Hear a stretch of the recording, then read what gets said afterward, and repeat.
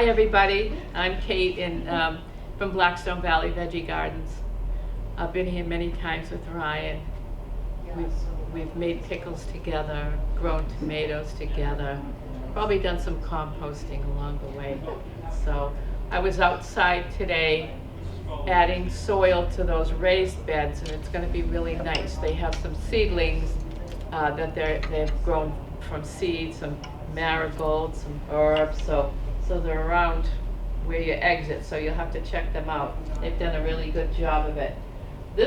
I have 30 presentations and more to grow in my portfolio. And for those who didn't hear, I'm so excited because tomorrow is my last class for my Master Gardener certificate, so I'm happy about that. I was mentored by Eric, who also does presentations here with us, and he's a Master Gardener, and also by my friend Casey, who is a crop scientist. So, and she reminds me that Master Gardener is really just a hobby or certificate and not really an expert. I said, well, thank you very much. In any case. So, let's talk about leafy greens. I wanted to talk about leafy greens. One of the reasons I want to talk about leafy greens is because they get a bad rap, and they really don't have to taste bad. So, but what are the benefits? Leafy greens are the most nutritious foods on the planet, calorie for calorie. So what do you get when you eat leafy greens? They're good for eye health, bone strength, all overall disease risk reduction, and they're good for the gut. There was one little blurb that I took out. It was cancer prevention, and I don't want anyone to think that if you eat a lot of leafy greens you won't get cancer. But as we know, regardless of who you're following, which doctor or which diet plan or whatever, there's not going to be anybody that tells you not to eat leafy greens. So, okay. So, all right. So, when we talk about leafy greens, we cannot, we have to talk about the brassica plants. The brassica plants are very, very rich in fiber. They can be kind of, and we'll go over near the end, I have some tips for growing these plants as well. But what are the brassicas that we typically grow? Cabbage, kale, cauliflower, broccoli, arugula, and bok choy. I didn't put Brussels sprouts in there. I should have. I don't like Brussels sprouts. I know some people love them. The whole thing about Brussels sprouts is they're probably the most long-standing. I mean, you plant them in February and you don't get them till November. They take a real long time to develop in a lot of cases. And that's if the pests don't get them first. So I didn't put them in there, but I could have. So. Okay, I have the picture still in there. Kale, cauliflower, and I know cauliflower isn't green, but I put it in here anyway because it's really in the same family. It's like almost like a white broccoli. So let's talk about them. We'll take them step by step. Arugula. This is the plant that I was telling you about that I grow a lot of. A lot of times when you get a mix like this, lettuce mix, it has arugula in it. And as we all know, lettuce will bolt to seed. It just gives up and says, oh, the heck with it. I don't like it. It's 80 degrees, too hot for me. It shoots up the seed stem and drops its seeds, and hopefully it'll reproduce and survival of the next generation and all that kind of stuff. But arugula doesn't really do that because so they mix it with the lettuce to make it hardy. So it's tender, it's spicy and peppery. Does anybody like arugula? You actually would buy arugula? Yes. Oh, okay. Oh, cool, okay. So you can swap it out for spinach. I think spinach has a sweeter taste in a salad if you want. Or you can wilt it, which is like fry it, but not too much. with garlic and oil for a healthy side dish. Or what I do with most greens is I put them in my NutriBullet. I add some Greek yogurt or some protein powder, and then some of the lovely raspberries that I have growing all around my yard, or an apple from my tree, or a peach, or what have you. And you make a really good smoothie out of it. It really does hold you over with the, especially with the Greek yogurt. It's got like 9 grams of protein in it. So let's talk a little bit about broccoli. Now, broccoli is actually a biennial plant, which means it doesn't come up and die after the first year. You may think it does. We typically grow it as an annual, meaning we harvest it the next, that season. But broccoli actually is considered a biennial plant, which means it completes its life cycle after a second year. As I say, most gardeners treat it as an annual because it often starts flowering too early in the season, making it more practical to harvest within one growing season. What is the texture? It's obviously quite crunchy. It's mild but earthy. And I want to tell you about broccoli. Has anybody grown broccoli? Oh, good, good. Okay, broccoli does not grow like a little, you know, on the ground with a little bit of few leaves coming up. They grow yay tall. And you get a crown that comes up in the middle. And when you cut that broccoli crown, you've got other broccoli shoots that come out the side. And you let them do their thing. And then when you look and you say, oh, there's nothing more growing and it kind of gets kind of crummy looking, then you can take that whole stalk and shred it, and you can make a broccoli slaw. It tastes almost identical to a coleslaw, but it's a little bit crunchier. And I chop it up using my little food chopper. I'm not going to sit there. I don't have time. I don't have time for that. So you can shred it with carrot and celery in an Asian dressing to make a nice slaw. You can have broccoli and cheese casserole. My daughter loves that. Fattening. But she typically gets the frozen broccoli. Although there's no reason you couldn't freeze it. You could, maybe even could possibly dehydrate it as well. And you can load it on veggie pizzas as well. It's good stuff. So very versatile. And it has a fairly long shelf life. I don't take it unless I'm going to cook it. You know, there's some stuff you leave out there, like a tomato can stay on the vine and it'll stay perfectly well until you want to, you know, as long as it doesn't freeze.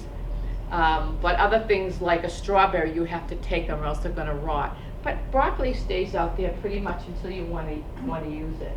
When you say biannual, does that mean it'll come up on its own the following year? It doesn't look quite like it does. It may get a little scraggly. Typically we use, what it means is it completes its life cycle and it goes to seed and dies after the second year.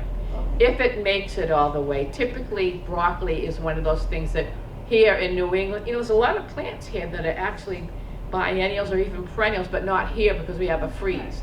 Broccoli's a funny thing. We typically grow it as an annual. But one time I had a pest problem, and I'll go over that. But it invaded my whole bed of brassicas. And I cut them down to pretty much close to the base, and they all grew back because, you know, they don't want to peter out after a year, and they still have a lot of life in them. So anyway, this is bok choy, and after this, I do have to show you this video of the senior center bed. You'll enjoy it, especially the bok choy. It is so good. It's so mild. You can cut it and take those little scoops and have guacamole or hummus or whatever. Use them as a little scoop. It's very, very sweet. You can plant it. I plant them all. I start them indoors. I have a light room and a greenhouse and some pretty fancy stuff. But I have it now ready to harvest in my yard. So yeah, it's really delicious. Very sweet. It's actually considered, like the broccoli, it's considered a brassica. It's considered a biennial. but we treat it as an annual. Recipe suggestions: cut it in half and then fry it with ginger and garlic for a tasty side. Add chicken broth, mushrooms, green onion, lime juice, and cilantro, and have it in a soup. Or you can use it as a crunchy lettuce substitute in sandwiches. It's still sweet. It's not like a, like a celery's a little bit more crunchy. Sometimes it's better if it's cut up small, but just the leaves like that, it's really super, super easy to grow in the garden. So, okay. Again, another brassica, one of my favorites. Again, it's a biennial. You can see here, even here in this picture, you see those little bite marks around there. Though that's because of the mother, the cabbage moth. She's very nasty, and I'll explain what to do about her. You can shred it with carrot and mayo and make coleslaw out of it. One of the best ones, right?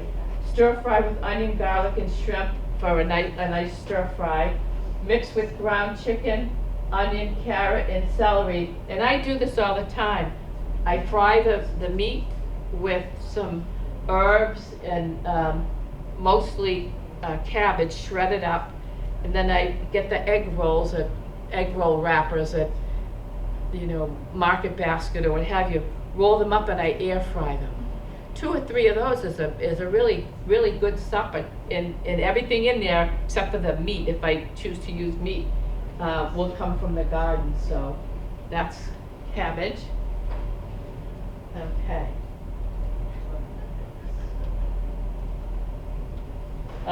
Oops, yeah, cauliflower. Okay. Brassica, yes. Biennial, no. Cauliflower is a very finicky plant. And it's one of the ones that I've grown to fruition probably a couple of times. Mostly I don't like to do it because it likes the temperature to be around 60 degrees. How often are our daytime and nighttime temperatures 60 degrees? Probably not much. So it doesn't like the cold, doesn't like it too warm, so it kind of peters out on us. But what people do a lot with broccoli, with the cauliflower now, they make pizza crust out of it. They do all kinds of stuff. But they take it and they put what's that stuff you put on chicken bites? The buffalo sauce on it, and make little vegetarian chicken bites out of it. So you can slice laterally, and people roast them to make the cauliflower steak. I know it sounds weird, but people do it.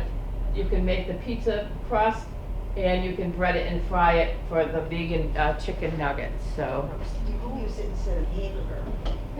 Yeah. Two parts of the bun, just slice it, cook it up in the grill, and put a bun on either side of it. And it has to absorb some kind of flavor, right? Maybe soy sauce or something. Yeah. Maybe some people like I that. just love it. Yeah, I know, me too. Okay, this is another one, like I say, it's a biennial. That will come up the next year. It will, if you're lucky. Sometimes it gets scraggly, you gotta prune it down a little bit. But, you have all kinds of kale plants. Some of them are just for ornamental, and some of them they call them dinosaur kale, and there's all kinds of Tuscan kale, so all different shaped leaves, and it doesn't taste gross. Because when you buy it, even if you buy it at wherever it is, Stop and Shop or Whole Foods or what have you, kale lasts a real long time on the shelf. So by the time you get to it, it still looks fine and they can still sell it, but it doesn't taste good. It tastes all sulfury and really kind of nasty. So because of that, it gets a bad rap. But I take my kale as I need it. I just go out. What I do is I have a kale plant growing, and I take the leaves from the outside, and it continues to grow from the inside, from the spring all the way to the fall. So it's a great plant to grow. So I have this one friend that I used to work with. He was, his son was autistic, and he was nonverbal, but he did better with whole foods. Whole foods meaning raw food. So what he did is he prepared the kale chip, and he didn't air fry it. he dehydrated it, and he said he still got that nice crispy kale chip. I know it sounds gross. Doesn't it sound gross to have a kale chip? But it really doesn't taste bad at all. You can do the baby leaves, cut it while it's young and take the young and put it right in the salad. Or you can have a side dish with olive oil and garlic, and it really is, it's a nice little plant, so. And it'll last you from, one of the, has the, a broccoli, like I said, you cut the main head, you get some shoots, and then you cut it up and shred up the stalk of it, but kale just keeps on growing. So if you want a good bang for your buck, that's it. Okay. So let's talk about the next set, and those are the amaranth plants. You would never know they were amaranth plants, but that's your spinach and your chard. Okay. Okay. Chard. Chard is a beet without the root on the bottom. That's basically all it is. You have your regular chard, which can have a greenish stem. You can have the bright ruby red stem, or some of them actually come with a rainbow of different colors in them. Just like beet, some people do not like the taste because it's really, really earthy. Some people love it. So it's bitter when it's raw, if you like that bitter taste, but by cooking it, it makes it sweeter and milder. Some say it's similar to spinach with a bit stronger flavor. Some people cut the taste with garlic and lemon. You can add to pizza crust with the goat cheese, leek, and balsamic. It makes a nice little flat bread. And you can wrap it up make salmon roll-ups with it. But that's all it is. And I have a couple of slides we can talk about planting chard as well. Okay, and spinach. Spinach is an annual, very tender, mild, slightly sweet, and somewhat earthy taste. I remember that year I was saying I planted it in the fall, and just to see, I have to test things. I have 16 beds, 5 of them are experimental beds, but I had bushels, literally bushels, in the spring that were available for my use. Too much. I don't like to waste. So I dehydrated them, and they were really, really great for dip and soup and a lot of stuff. So mix it with mayo and sour cream for a nice dip. Add it to eggs for an omelet, and get adventurous and make a spinach pie with feta and phyllo dough. So, okay. So let's talk about lettuce. This is the only plant in this family. Lettuce is a daisy in the daisy family, believe it or not. I know it sounds really strange. But I want to talk to you about a variety of different types of lettuce. All lettuce are good, all vegetables are good, all greens are good. But the darker the lettuce, or in general, the darker the green, the better it is for you. So when you have the nice iceberg lettuce, I mean, it's fine, it's got fiber in it and all that. But the romaine is better. But anyway, so what I do is, if you're growing head lettuce, and you grow a nice iceberg, it takes you 80 days to grow that iceberg lettuce. And you cut it off, because you want the whole head, and that's pretty much it. You use it up, it may or may not grow back, probably not. So that's why I don't grow them. I grow sustainably. I want to go out there and pull some stuff in, cook dinner with it, go out the next day and pull more. So I don't typically grow the iceberg lettuce. Now, Butter Crunch, Black Seeded Simpson, those are lettuces that I can get my arms around. They're 55 days from seed to table. And when the lettuce comes up, like I say, I take the outside of the lettuce and more lettuce grows from the inside. So I have a steady stream. Not only that, but I don't just grow the butter crunch. I grow the butter crunch, black seeded Simpson, and there's something I wanted to tell you about the 4-season. So this is almost the same. You see the red lettuce? They're typically more cold hardy. So you want to grow lettuce, the succession planting. You want to keep putting seeds in every couple of weeks so you'll have a steady stream. And in the fall, you know, we get a good hard freeze. It will peter out, but typically, but this one I had it last almost till the spring one year. So you never know what the weather's going to be like, right? So, but those are the, that's the lettuce.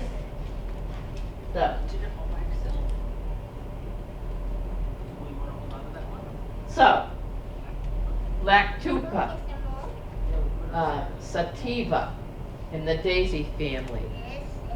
Lactuca is the Latin word, has something to do with milk, because believe it or not, if you take fresh lettuce and you break off a leaf near the bottom and you squeeze it, there's a white liquid in there that's actually good for sleep. So instead of having a warm glass of milk, you may want to have a salad if you have insomnia like I do. I never had it before, and in the last couple of years it's like, it's crazy. So, what can you do with lettuce? Green salad, sandwich topper. Again, you can put it in a smoothie. People think of smoothies, you want spinach or kale. You certainly can put lettuce in there. The only disadvantage, the reason I say to grow more than one kind, because it, you know, it'll bolt, but you can't really preserve it that well. You know, it doesn't, it's got such a high water content, you certainly can't freeze it. I don't know what, if there was anything left if you tried to dehydrate it, so you try to use it up. The good thing about it though, lettuce, is you can actually grow it inside. Does anybody have one of the little hydroponic, little aero garden? Have you seen those? Eric does, Eric, the guy that does this with me, does a presentation here on the aero garden. So you can grow it indoors. So let's talk about growing tips for the brassica plant. We spend a lot of time talking about the brassica plant. I start mine indoors in February. And I get them right out of the house mid-March. If it freezes or if it snows, they couldn't care less. If you're paranoid about it, you can take a tarp and throw it over. Sometimes people take a milk jug and cut the bottom out and put that on there to kind of shield them, but they really don't. And even if it went down to 25 degrees or what have you, unless it stayed there consistently for a couple of days, which in mid-March it typically doesn't. So I get them out there in February. Mine, like I say, are ready to be picked. If you see white moths hovering over, I want to tell you what she does. She's very nasty, the cabbage moth. She flies over and she lays her eggs on the brassica plants. And then when you have a plant like cabbage, for example, you know the cabbage leaves keep growing over and they'll grow right over those eggs. So you go to harvest the cabbage and it comes up and it's all rotten from the inside out. You don't even notice. So that's it. So you really, if you do see the white moths over, you need to cover them. And you need to cover them with a fine mesh. They have garden mesh that you can get, insect mesh that you can get, or they do have the white cloth, the garden fabric that you can get as well. If you have garden fabric, you're going to have to water it. The garden mesh is permeable, however you still may have to water it, so just check the watering. And this is why you don't typically plant your broccoli, your cabbage, your Brussels sprouts, all those plants in the same bed, because that's surely to attract those pests that like that family. So you kind of spread them out, or you do plant them and you make sure to cover them. What a lot of people do is they take those bendable, you must have seen them, they create a hoop house with the bendable rods that you can use PVC, or they have ones you can buy them from Gardener Supply, and they make the hoops over the bed and then they cover them with some type of either plastic or a mesh to keep those pests out. But they will absolutely defoliate the plants. So there's more than one kind. So some of them, I've seen them, and you get them out and you pick them out or what have you, and you just keep picking and you keep picking, and that they just get to be infestation because they're not on the outside of the plant, they're on the inside, so they're hard to see. So, so also, if you have a cabbage that's doing really well, when it gets to be hot, it's not going to bolt to seed. It's a biennial, right? It has a 2-year life cycle. It's not going to bolt to seed. However, it will slow in its growing. So you can feed it, you can water it, but you may have to wait till fall till it matures. So, as I say, plant them, start them indoors in February, mid-March, get them outside. They don't care about the cold at all. So, unlike me. So, as I say, if you plant more than one in the one area, you'd be prepared to cover. So, also, a lot of us have a spring all my senior centers that I manage, well, typically they have a spring planting, and then they have a warm weather planting. However, when we talk about doing a fall planting, a lot of times our gardens are still crowded with the summer stuff, so it's the furthest thing from our mind. But if you start these brassica, cauliflower, cabbage and kale, if you start them in September from seed, and then you plant them out there, you'll get a whole nother crop. So you can definitely get 2 crops out of your brassica plants, if you remember to do it. Like I say, September, you're typically harvesting all your tomatoes and doing a bunch of pruning and all that kind of stuff. So you plant them in September, and then when do you harvest them? You harvest them way in the beginning of September. You do it end of October, beginning in November. Okay. So yeah, they don't care about the cold really. So I've never seen one perish because of a little snowflake. Seriously, people do that. Even the guy that does these presentations with me, Eric, he's a master gardener. He doesn't plant anything until I think probably Memorial Day. He just put out his spring crops, and I'll show you. I'm going to show you my. I need bragging rights here. I got to show you my spring planting. But does he start the seeds ahead? Not that No, much. no. Certainly not as early as I do. I'm growing stuff. I'm harvesting from my garden 9 months out of the year. So, and I'm nothing special. Believe me. Stuff likes to grow when it likes to grow. You find that out, and you do what you're supposed to do. So, companion plants. We try to cut down on pesticides or all that kind of stuff. Pesticides, herbicides, and all that. And we do that by planting plants that like each other in close proximity. So the growing tips for the brassicas, your companion plants would be alliums. That's your shallots, your chives, your onion, your garlic, dill, and aromatic herbs like sage and rosemary. And there's a theme here, okay? The theme is that those set off, they're aromatic, and it confuses the pests.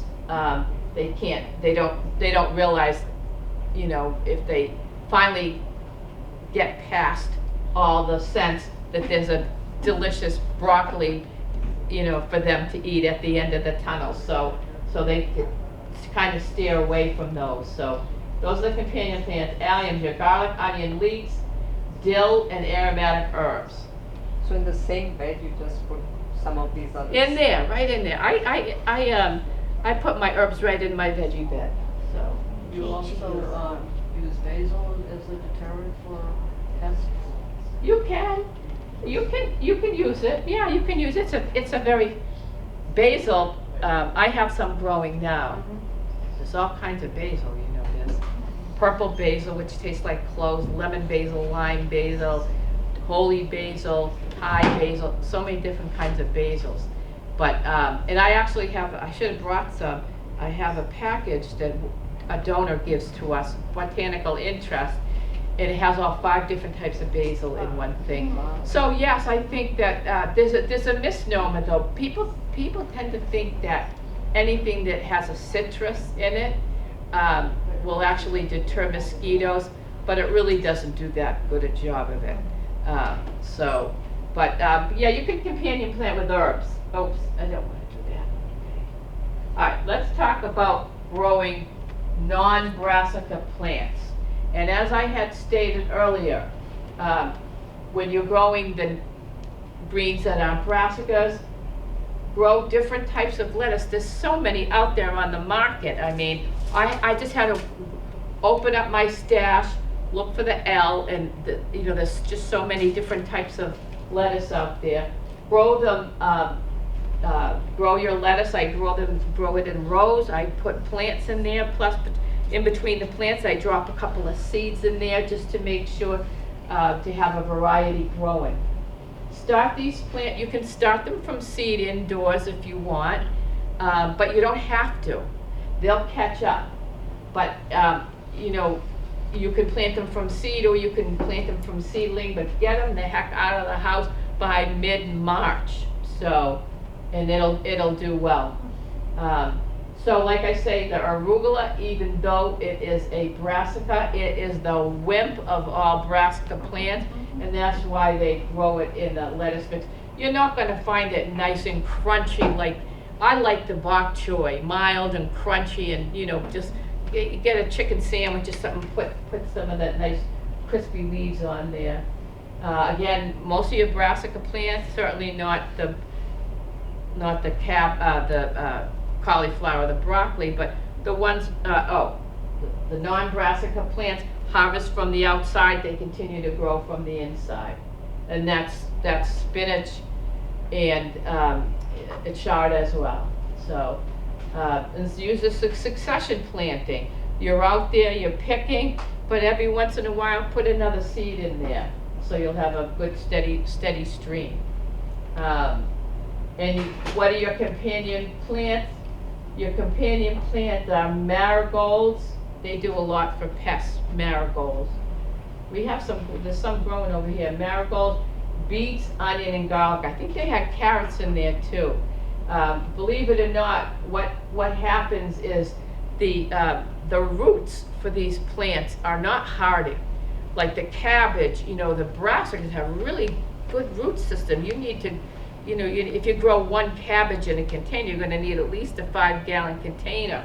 But these roots are really, really very wimpy. So why companion plant it with carrots or beets? That's because those send off roots, the carrots down below, and actually beets too. You can't really barely even see them. But they aerate the soil for the greens to come in. So, and then the onions and the garlic, because some of the pests can't smell beyond the lovely scent of garlic. What do you mean by hold to seed? So you'll see the lettuce that's small and short, and all of a sudden you'll see a stem grow in the middle. It comes up, and then you'll see a bunch of seed pod, little seed flowers, and then it goes, and you'll see a bunch of seeds. But because it's dying, it can't handle the heat. It's dying, and it wants to preserve the lettuce, the next generation. So what you do when it starts to do that, number one, understand that you can't eat that lettuce. You can. It's bitter, just as bitter as anything. So you can take that whole plant, dig it up. You can put it in a paper bag, or you can hang it upside down and put a bag or bucket or something underneath it, right directly underneath it, so it catches all those seeds as they dry up. And that's how you preserve your seed. You should really, honestly, never have to buy lettuce seed. So that's it. So that's how to take care of your non-brassica greens. So, all right. So I have a quiz here. Okay. You're not testing you. I'm testing me. See how well I've done. Okay. So, ready? Okay. Lettuce is in the daisy family. Yes? Yes. Yes. No? Okay. That's it. Oh. True. Yes. Okay. Right. Got one right. chard and beet are actually in the same family. Yes. True. Yeah. Okay. Bok choy is in the amaranth family. Not sure, not sure. No. No? Is it true? That's Wow. right. Bok choy is in the brassica family, nice and crunchy and, yes, okay. All right. All right, so, does anybody have any questions for me? Are you going to go over pest control or like how to avoid? I didn't do that, did I? I will tell you how to do it. Basically, the way to do it is to cover them as I had stated. Okay. In that, there's two hints I gave you, and one is to cover it with a mesh or with the white fabric. Physical deterrent, they can't get in. The second is to plant the companion plants that I had suggested that you plant in coordination with those other plants. The onions can be they can be planted at the same time. The marigolds can probably be planted now. Carrots and beets can be planted now. So, yeah. The whole thing is, in gardening, everything is time sensitive. And everything you do should be as a, fortify the garden against attack. Because once the cabbage moth eggs get in the cabbage and it's in there, you can't really get them out without destroying the plant. So, however, if you do see, and you're kind of in that neverland, and it's not really a full-blown infestation, you can use a product called BT, the initials BT. It is a biologic material that will kill the cabbage moth, but still it might not. It's an organic, it's for organic use, OMRI, it's for organic use, but the thing is, what we want to do is, when we build our gardens, I take a lot of time, anytime I have a client and they want me to design a garden for them, I design what goes where, what's planted with where, when you plant, there's a whole map and, a calendar and all that kind of stuff, because it's really, really important, because once you have a full-blown infestation of anything, last year, I did the Franklin Senior Center for the first time. And somebody brought in some hay to use as a mulch. You can use hay. I put some out there. It's very, very old hay on your beds here in the library. But there was squash bugs. They look like stink bugs, but they're squash bugs. And we had 2 full beds of zucchini and summer squash. Every single one had nothing but eggs on the bottom, full-blown infestation. So you go into panic mode and you spend all your time trying to kill those. And especially when you're working with seniors, you don't want to use anything too toxic, because our immune systems aren't as good as they used to be. So anyway, let me show you. I want to show you. I think you'll get a kick out of it. Okay, this is one of the senior center gardens that I was working in.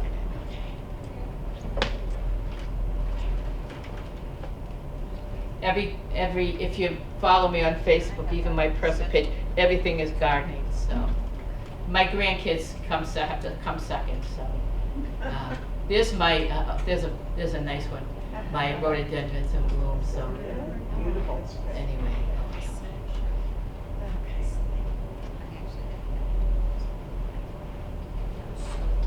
Now, when you have a garden box that you planted, do you run the risk of, like if you have a cabbage moth, do you run the risk of them laying eggs and it stays in that box for the next year?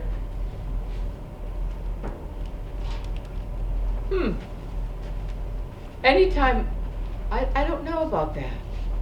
I'm not sure whether those cabbage moth, if they actually overwinter in the soil. They might freeze. A lot of them do, but, I gotta tell people, plants are either annual or biennial, but Right. insects are always perennial, right? Yeah, So right. they'll always find a way to come back. Right. Some overwinter and leaf matter out, some burrow into the soils. Yeah. Some, the eggs just stay and they come out and hatch. So I'm not really sure about that, so that's a Well, good point. You know, we had a lot of, I had cabbage and broccoli, She has but an amazing it got, garden, yeah. it got eaten a lot by, by the moths, the cabbage moth. Uh-huh. And I just wondered if they, if they burrow in the soil in the box. Uh-huh. And then just sort of kind of come up. Here it is. Come back. I'm not sure where they overwinter. But in any case, I just want to tell you the other thing. I should have. It's really hold not. on a second. The other most important thing about pest control is to understand your plant. And what you need to do is you need to work with crop rotation. First of all, that box that you grew a cabbage in, you're not going to grow a cabbage in there next year. You're going to grow your cucumbers in there and you're going to change it. Not only that, but you're going to, if you're even going to use the same soil, if it has any nutrients in it, typically people take out, the compost that you have in there is going to shrink anyway. It's from organic matter, so it reduces in size. So you're going to have to replenish it anyway. Right. And if you So are you saying to take out most of what's in the box and then fill it out? if you're do companion plant, because if I put a cucumber in, cabbage moth is gonna die, looking for something when there's a cucumber, from a cucumber, it's not gonna do it. So that's just another tool. And I'm sorry, what was your question? You asked a question, I'm sorry, I don't think I'm answering your question. Well, but no, I was just saying, Yeah. if they overwinter in the, in the box. You know what, I'm really not sure where they overwinter, I should know that. But it's a moth, so it's not a beetle. A beetle larvae overwinter in the soil, so I'm gonna have to look that up. I'll tell Ryan, check back with Ryan, or send me I'll send you, I'll Yeah, do the my research and email, I'll send it, yeah. So anyway, let me just show you that's a bok choy, isn't it a beauty? Let me just show you. It's pretty. This is the senior center garden, brand new garden. This is the senior center garden. This is Look only at all two. that spinach. The It's spinach actually is ready kind to of- start harvesting from the outside, and it'll grow back from the inside. And this here, you think it's cabbage, but it's really not cabbage. It's actually bok choy. And yeah, we got beets growing down there. We've got onions popping through. We've got cabbage. We've got kale. That kale that's a We've got Tuscan broccoli kale. right here. It's That's gonna be a bumpy, tall one. real That's gonna be a dark. broccoli. Yeah. So, and all these are onions. There's just 2 beds of many. Yeah. So, enjoy. I don't want to show that to my friend Eric because, like I say, he's still not planting stuff, afraid of a freeze or whatever it is. But you gotta get that stuff out there. It's early season crop. So, does anybody have any other questions for me? Have you tried neem oil for I do, yeah. like? So, it's not so as neem oil. bad. Neem oil is a wonderful product. It is organic product, and it's an extract from a plant.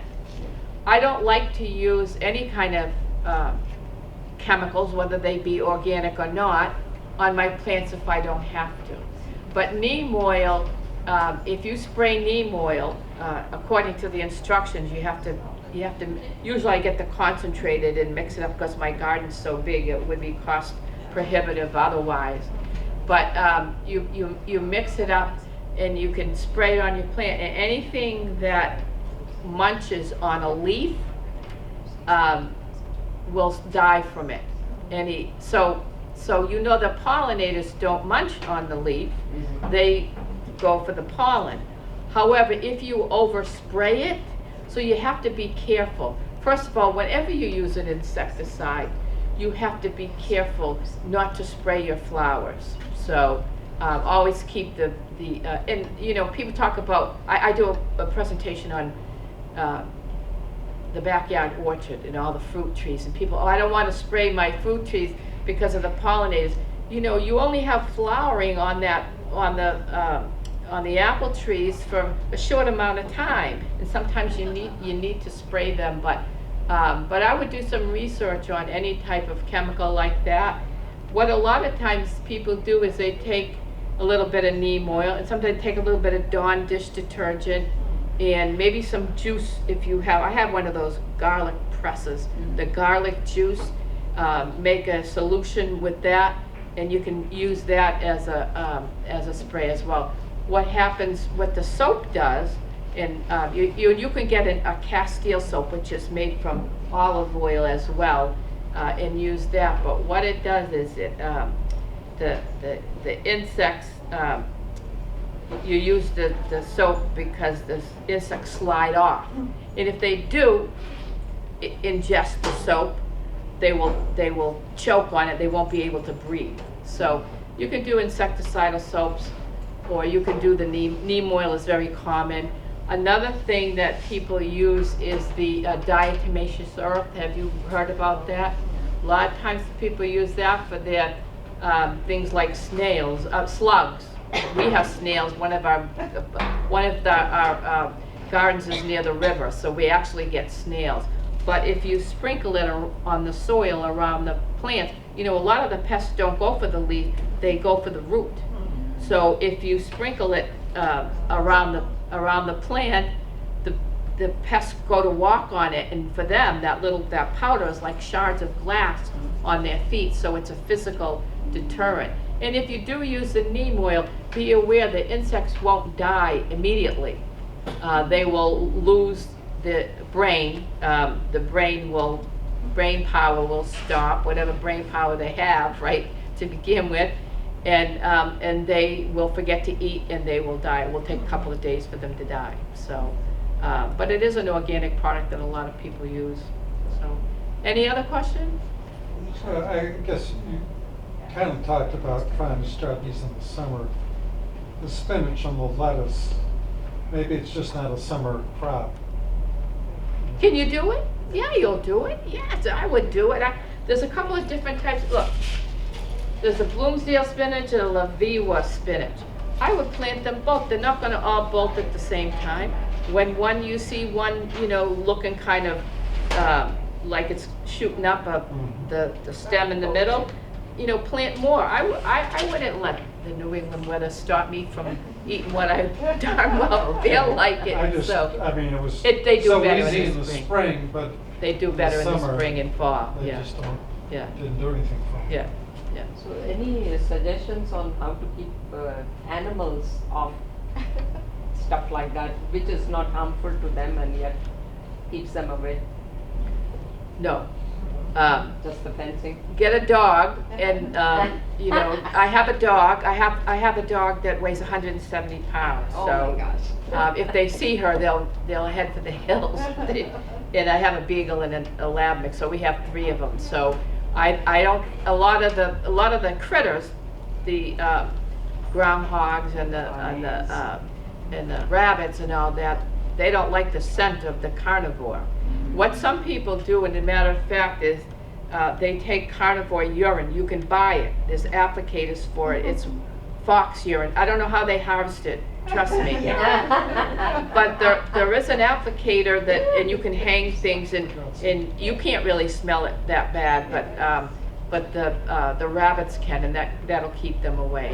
What other people have is motion-activated sprinklers, motion-activated radios. And sometimes if you have that nasty old groundhog that'll eat anything, they're so cute, but they'll eat anything, and you find the hole, you can put garden lime around the hole. And when you do that and they walk on it, it burns. It's not going to kill them. It's going to burn their feet.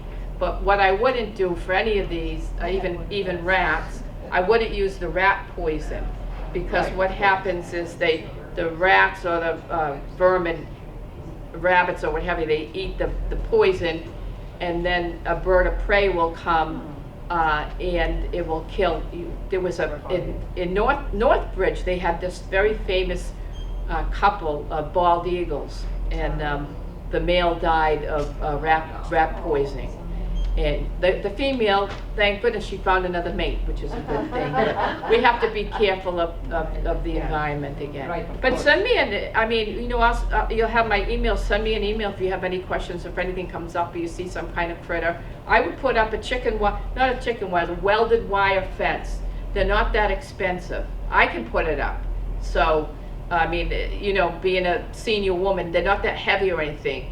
And, probably cost you, even making take a few pieces of wood and making a gate out of it, it's only gonna be 150 or what have you. You can, and it depends on, the critter, it needs to be high if it's deer, Right. and, or else, there's a lot to it, so. I'm so- planning to do some raised beds. Yeah. So I was just trying to figure out what's the best way to. Well, I just want you to know that even a groundhog can, if he can't come under, he'll climb up into the raised bed and then go up to 4 feet. So you're best to get a fence.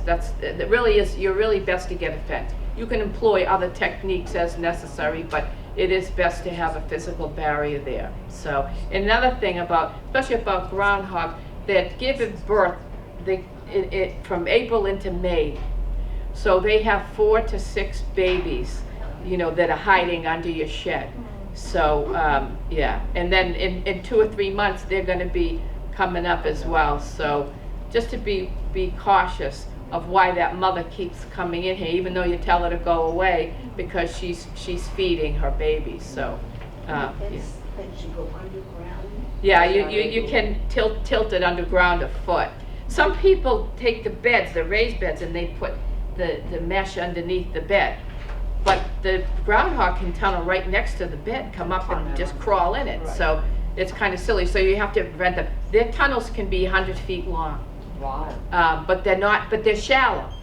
So that's why you can bury a fence in, bury it down a foot. It's a little bit of work, but you can certainly do it. Bury the fence, you would like dig a trench and put the trench and fill it in, is that how you do it? Yeah. Okay. Any other questions? Talk about different kinds of lettuce. In the winter, when I buy lettuce, I get this crispy, baby, green leaf lettuce, and it's like to die for. It's so yummy. Which one of those varieties would you get that, really crispy, crunchy besides bok choy? The crispy ones. I don't know the real crispy ones.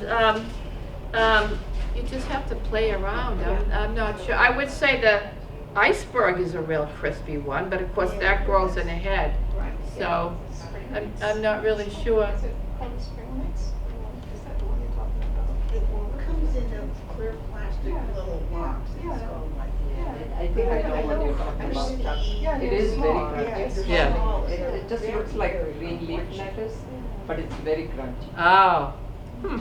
And it only comes out in the winter? Well, I have to buy my lettuce in the summer.